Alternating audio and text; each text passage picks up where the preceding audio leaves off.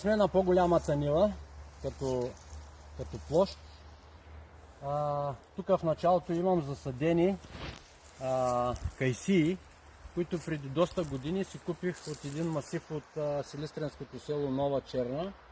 И човека, от който си купих, значи марголещето е сорт, който е измислен преди няколко десетки години, но той е сорт само за сушени.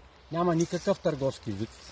Кайсиите са малки, петнисти и с тънко месо. Точно плод за сушене. Бързо да се суши. Много висока плодова захар. Правил съм сушени на 2 сушилни по 110 кг заредих.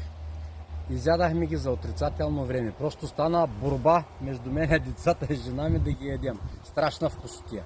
Какво се оказва? Че тъй като години наред купувачите на земеделска продукция пазаруват с очите си, а не с ума си, този сорт икономически не оживява. И човека ми казва, ако не са румънците да ми ги купуват, защото те знаят, че е за сушени, аз не мога да продам по... Значи преди колко години съм ги купил? Да кажем 5-6 години съм ги купил. Още не са в плододаваща възраст, защото те са от костилка. Нямам гаранции, че се получи същата кайсия. Естествено, като съдиш от костилка, нямаш гаранция, че ще е също марголести, но ще е кайсия, няма да е праскова. И защо искам да съдя всичко от костилка? Защото периода на адаптация на едно дръвче към дадена местност е по-дълъг. Едно е да ти седи костилката, тя да получи условията си, да ги одобри, след това да изби, да ти произведе расада и расада да го посадиш на същото място, на същата нива, на която си произвел и расада. Това е възможно най-големия период за адаптация и е според мен на 100% сигурно, че тия дръвчета ще са перфектно тук. Естествено всички вървят в различна фаза. Вижте ги те колко са високи, вижте ги къде са още като расът, какви са били тук малките, двечките. И сега тук от 2 седмици там или 3 виждате пак медната жица. Какво е целта? Искам, като вкарам етера в корените страшно бързо, докато им опадат листата, да направят максимално голям корен, за да мога да си ги присъдя вече на реда. На реда. Такива медни жички има на всякъде, където са ми ниски растенията.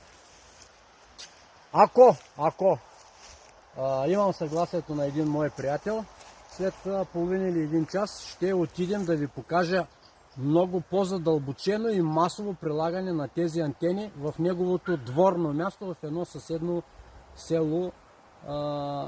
Дай Боже да получим след малко съгласието му и ще отидем там да видите по-голямо масово приложение на тези антени. Какво искам да покажа тук? На пръв поглед почти не се виждат растения, но това е на пръв поглед. Ето къде е реда. Самия ред е окосен, за да ми е лесно да поливам и да ходя. Всичко в междуредието е пълно с плевели. Тези плевели ще бъдат окосени ноември-декември, за да могат по-бързо. Не се изнася никаква биомаса от нивата. Никаква биомаса. Нали се разбрахме, че тези плевели са смукали от минералите. Тези минерали трябва да се върнат обратно, за да ги ползват хубавите растения, културните растения. Тъй, че биомаса не дейте. Ако можете да я раздребните наситно, раздребнете и си оставете на нивата. Биомаса, това съм го научил от бат ми Веселин Орешков. Биомаса от земята не се изхвърля. Тя се оставя там. Това е консумирана храна, която трябва да се върнат остатъците от нея. Така че, тук просто за един човек, който е възпитан по друг начин на отглеждане на растенията, това ще бъде някаква идиотщина. Но право на мнение има всеки. Аз не насаждам своето си мнение. Просто казвам по какъв начин и категорично начина ми на отглеждане на растения, докато съм жив, аз няма да го променя. Няма да го променя, защото това е единственият начин един човек да произведе реколта, колкото да консумират 10 човека.